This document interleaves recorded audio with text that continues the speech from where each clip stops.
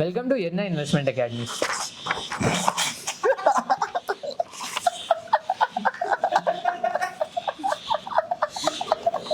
अभी क्या ही करे, अभी क्या ही कर सकते हैं अभी।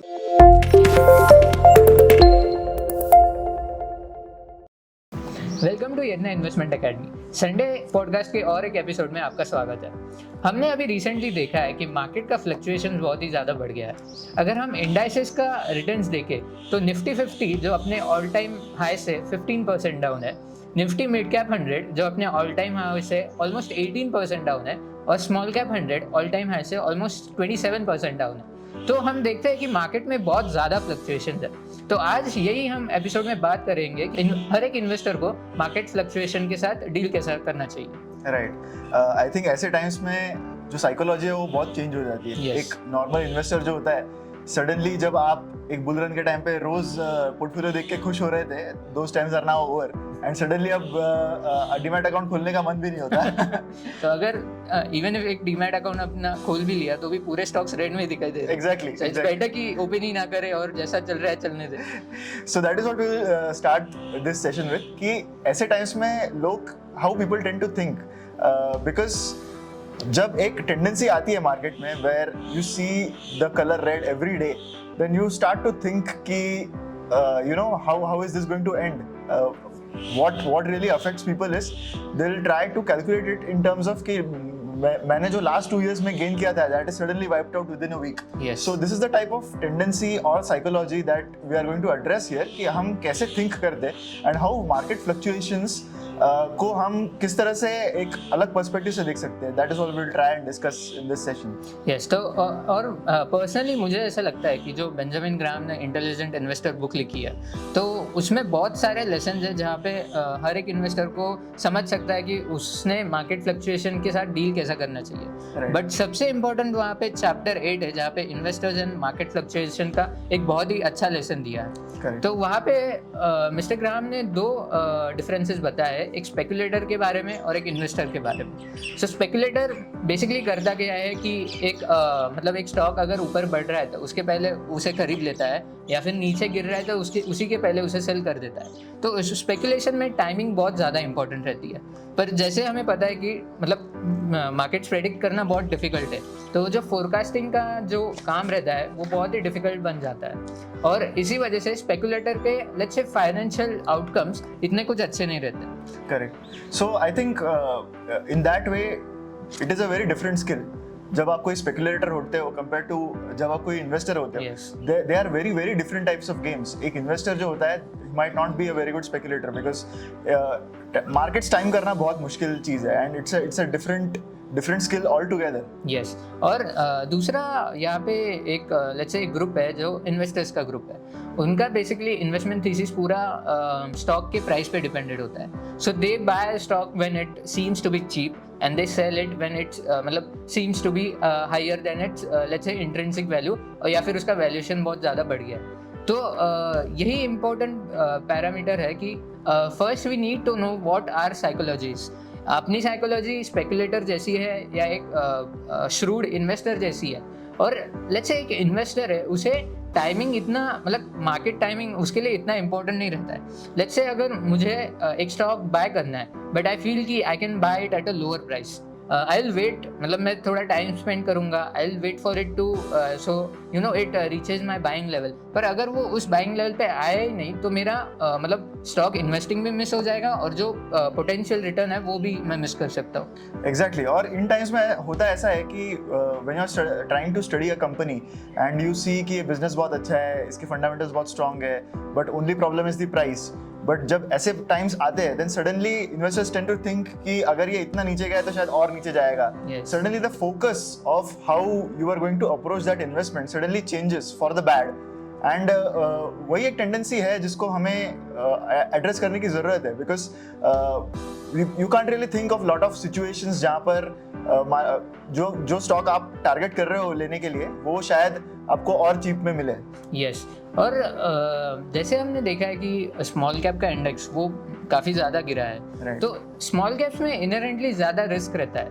लेट्स से एक एस्टैब्लिश लार्ज कैप है, कोई भी कंपनी हो उसका जो पास्ट परफॉर्मेंस रहता है उससे थोड़ा तो आइडिया पता चल सकता है कि उसका फ्यूचर परफॉर्मेंस कैसा रहेगा। Right. या फिर वो कंपनी एस्टेब्लिश बिजनेस में है, वो इन्फ्लेशन से अच्छा टैकल कर सकती है, उसके पास प्राइसिंग पावर है, बैलेंस शीट स्ट्रांग है, तो उसमें ज़्यादा मूवमेंट नहीं दिखता। बट ऐसे जो स्मॉल कैप स्टॉक्स रहते हैं, they need to prove themselves, they are not at that level as compare to a very big establish large cap, इसलिए स्मॉल कैप्स में फॉल ज़रा ज़्यादा दिखता है। Correct, and we can see that in the index right now, like the NSE small cap, all small cap indices basically are really trading at very high discount compared to their all times high. So obviously वो जो एक effect दिख रहा है in terms of speculation about the future of companies that are in the small cap index, that is relatively very high compared to some of the larger cap stocks. Yes, but even if let's say we say कि चलो day to day movement पे ध्यान नहीं देते हैं, you should always have a long horizon, but ये market ऐसा है जो सडनली ऊपर भी नहीं जा रहा है और सडनली नीचे भी नहीं आ रहा है। It's like a slow poison, it's killing us very slowly, तो दैट हर्ट्स मोर, क्योंकि लेट्स से एक डे टू डे मूवमेंट है या फिर एक दो वीक का मूवमेंट है जहाँ पे एक सडन अप डाउन है, हमें पता है कि चलो यार इसमें ज़्यादा ध्यान देने की ज़रूरत नहीं है, it would recover when it wants. But अगर एक मार्केट कंसिस्टेंटली डाउन हो रहा है जैसे हम देख रहे हैं लास्ट एक महीने से, तो वो ज़्यादा हर्ट करता है, तो वो अपने जो थीसिस है अपन उसको भी क्वेश्चन करने लगते हैं। Exactly, and that is what hurts more as an investor, because you suddenly seem to think कि एक every day the portfolio is going down. So that really becomes a difficult part to understand कि यहाँ से अब कैसे proceed करना है। The funny thing is कि जब एक bull run होता है और जब एक ऐसे bear run होता है, in both times people are not really concentrating on the business. दोनों times पे nobody's maximum retail investors are just thinking from a price perspective. Nobody's looking कि fundamentals कैसे कंपनी के, last result कैसा रहा है, and all these go out of the window. So these are some of the characteristics of such times जो हमें दिख के आते हैं. We have seen a very massive bull run for the last 2 years जहाँ पर literally everything was going up, and now suddenly it's a test of patience, it's a test of some of the new investors who are in the market right now. So these are some of the times that you as an investor have to endure, क्योंकि ये investing journey that's not so simple. Last 1-2 years में जिन्होंने demat accounts खोल के start किया होगा, they might tend to think कि this is an easy game, but times like these really show कि it's not that easy and you have to be patient in this journey. उनके लिए तो they would be like कि अच्छा ऐसा financial crisis होता है तो लाइक बेसिकली एक शेयर होल्डर, अगर हम देखें कि एक शेयर होल्डर की डेफिनेशन क्या है कि ही is a part owner of a business, तो एक शेयर होल्डर ने करना क्या चाहिए, उसने एक पूरे बिजनेस प्रोस्पेक्ट मतलब बिजनेस के प्रोस्पेक्ट्स को स्टडी करना चाहिए, क्योंकि as he is a part owner उसने बिजनेस के परफॉर्मेंस को देखना चाहिए। लेट्स से मैं नहीं ये कह रहा कि क्वार्टर टू क्वार्टर अर्निंग्स पे फोकस करना चाहिए कि कौन सा भी बिजनेस हो, साइक्लिकलिटी रहती है, but we should focus on a bigger picture कि चलो उसके अर्निंग्स इंप्रूवमेंट हो रहे हैं क्या, even if it is facing some headwinds, are those headwinds temporary और would that be a structural decline है सेक्टर के लिए या फिर पूरे कंपनी के लिए।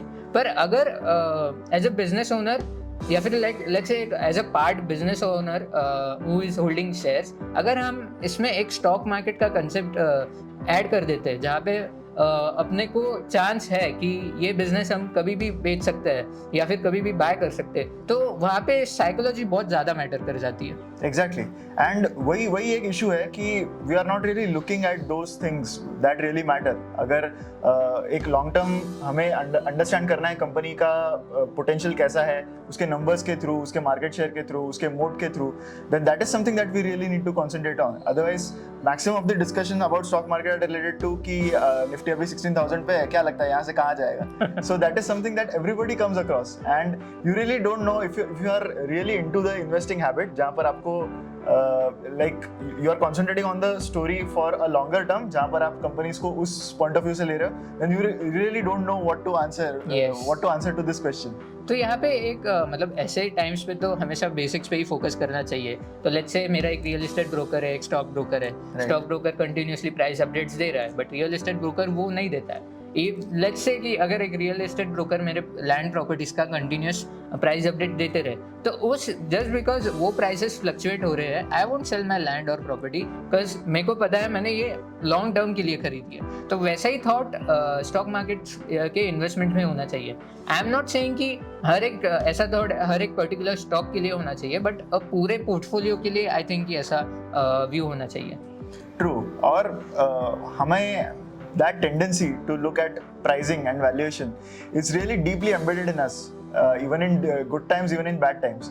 So ये एक चीज़ है जिस पे हमें बहुत ध्यान देना चाहिए, because the thing is कि हमने जिस asset class में invest किया है उसके कुछ characteristics है। So instead of looking at उसका daily क्या valuation है या फिर आज कम हुआ आज ज़्यादा हो गया, instead of that we have to think about it from a very entrepreneurial perspective, जहाँ पर हमें देखना है कि बिजनेस कैसे कर रहा है, इसके क्या लॉन्ग टर्म पर्सपेक्टिव्स है। ऑब्वियसली अगर हम फंडामेंटली भी बात करें, then current times are such where inflation is a worry, margins पे प्रेशर आ रहा है, but even after that you will see that currently the P ratio of Nifty is less than 20. So these are some of the times where एक investing sentiment या फिर जो FIIs या फिर DIIs जो कर रहे हैं, that is seeing a big effect on the stock markets. Yes. But we have to concentrate on what really matters to you as an investor. Yes. और यहाँ पे लेट्स से कि वैल्यूएशंस बहुत ज़्यादा एक पार्ट प्ले करते हैं। जैसे हमने पिछले 2 साल में देखा है कि बहुत ही अच्छा खासा बुल रन था स्टॉक मार्केट में। निफ्टी का जैसे आपने कहा कि पी रेशियो भी बहुत ज़्यादा बढ़ गया था, बट वैल्यूएशन मतलब जो मार्केट से एक्सपेक्टेशंस रहता है उसमें अगर थोड़े से भी इश्यूज दिखे तो हमें ऐसा जैसे डाउनफॉल दिखाई देता है। और ये डाउनफॉल स्मॉल कैप्स में ज़्यादा है क्योंकि most of the small caps were trading at really higher valuations. तो लेट्स से मेरे पास एक अच्छी परफॉर्मिंग कंपनी है, उसके अर्निंग्स ग्रोथ है, I expect it to do the same in the future also, but एक कुछ हिंड्रेंस आ जाता है तो वो स्टॉक ज़्यादा इम्पैक्ट होता है क्योंकि मतलब मुझे वो स्टॉक से एक्सपेक्टेशन ज़्यादा थे, बट ऑब्वियसली मेरे एक्सपेक्टेशंस फुलफिल नहीं हुए, तो मतलब मैं या फिर मार्केट वो स्टॉक को वैसे पनिश करेगा ही। एग्जैक्टली। सो जब भी वैल्यूएशंस बहुत स्ट्रेच्ड लगे या फिर बहुत प्रीमियम वैल्यूएशंस लगे, there are not many things that the company can go wrong. Safety और मार्जिन ऑफ सेफ्टी जो होता है वो वहाँ पर एक बहुत बड़ा पार्ट प्ले करता है। So we are seeing that a lot of such companies that were really trading at a very high valuation और जिनका आगे का growth was based on some narrative where it is not yet played out, उन companies के stocks में काफी correction आया है, unless they are Adani group stocks.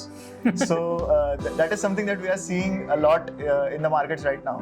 Yes. और अभी इसी टर्म में अगर हमने मतलब वो बुक को रेफर किया तो एक काफ़ी इंटरेस्टिंग कैरेक्टर मिस्टर मार्केट करके रहता है। तो mister market is her neighbourhood, उसके पास हर एक स्टॉक रहता है, वो हर दिन हमें मतलब हर दिन हर टाइम वो स्टॉक की प्राइस कोट करता है और हमें उसके मतलब मूड के हिसाब से हम स्टॉक बाय या सेल करते हैं। तो it shouldn't be like that. मतलब जो मिस्टर मार्केट जो एक कैरेक्टर है, he should always just provide us with the stock price. हमें डिसाइड करना रहता है कि हम कब उससे वो बिजनेस करेंगे, मतलब कब वो स्टॉक में ट्रेड करेंगे या नहीं ट्रेड करेंगे। It just let's say price fluctuation होता है, different people are having different expectations, इसके वजह से स्टॉक का प्राइस बहुत ज़्यादा वेरी करता है, बट अंडरलाइंग बिजनेस का परफॉर्मेंस है वो that is the most important factor. Exactly, and that is what we need to concentrate on as an investor. Market में फ्लक्चुएशन आ रहा है, प्राइसेस नीचे जा रही है, ऊपर जा रही है, as retail investors we can't really control it. We have to concentrate on what we really can control. So instead of just focusing कि निफ्टी अगर 16,000 पे है तो यहाँ से ऊपर जाएगा या नीचे जाएगा, it's not really that relevant because trust me, nobody really knows it. Nobody in the world knows कि यहाँ से मार्केट कहाँ जाने वाला है, and even if they're right, you still have 50% probability of getting right because या तो market यहाँ से ऊपर जाएगा या नीचे जाएगा। So you can just take one direction and have a chance of being called a genius by 50% people. या फिर आप एक coin flip भी कर सकते हो। Exactly. 50% chance। Exactly. That's the same amount of skill that is involved in predicting the market on a whole basis. So we have to concentrate on what we can control. What we can control is how much our holding period is, how much risks we can take, what are our expectations. So these are some of the things जो हमारे control में है और इन्हीं को control करने में हमें ध्यान देना चाहिए। अगर आप किसी भी टाइम पे किसी स्टॉक में इन्वेस्ट कर रहे हो, then you should know कि आप किस टाइप के रिस्क ले रहे हो उसमें, because जो इवेंट्स या फिर जो situations उस स्टॉक में अभी है, they might not exist. Things have a tendency to revert to their mean. Yes. So you should keep those things in check कि आगे चल के हो सकता है कि ये स्टॉक यहाँ से काफी ज्यादा करेक्ट हो, So you should take your investment decisions and asset allocations accordingly as per आपका जो risk appetite है उसके हिसाब से things control करना बहुत जरूरी है. यस और एक बहुत ही इम्पोर्टेंट थिंग है मतलब ऐसे मार्केट सिचुएशंस में we shouldn't be a forced seller. मतलब इफ इन द फ्यूचर मतलब 1-2 महीने में या फिर 1-2 साल में मुझे पैसे की ज़रूरत हो तो मैं अगर इस टाइम पे मुझे बहुत ही ज़्यादा ज़रूरत है तो मैं अपने इन्वेस्टमेंट लॉसेस में बेच के ही पैसा निकाल सकता हूँ. तो उसके लिए अपना फाइनेंशियली प्रिपेयर्ड होना बहुत ज़रूरी है. लेट्स से एक मेडिकल इमरजेंसी आ गई तो हेल्थ इंश्योरेंस रहना ज़रूरी है. लेट्स से कुछ भी हो जाए पैसों की ज़रूरत है तो 7 to 8 times of our monthly expenses वो रहना ज़रूरी है. तो अगर हमारे फाइनेंशियल मतलब हम अगर फाइनेंशियली सिक्योर्ड है फाइनेंशियली हर जगह से कवर्ड है तो we wouldn't be a force seller. तो मतलब we won't be force to sell in this market. तो वही लॉसेस के चांसेस बहुत कम हो जाते हैं. Exactly. So on that note, we will conclude this episode of the podcast. This was for a change a behavioral finance session. जहाँ पर हमने instead of taking a very specific topic, we decided to concentrate on some psychological things as an investor. So I hope आपको ये episode पसंद आया होगा. इस video को like कीजिए, comment कीजिए, share कीजिए. Do let us know in comments आप किन topics पे अगले podcast सुनना चाहते हो. Thank you. Thank you.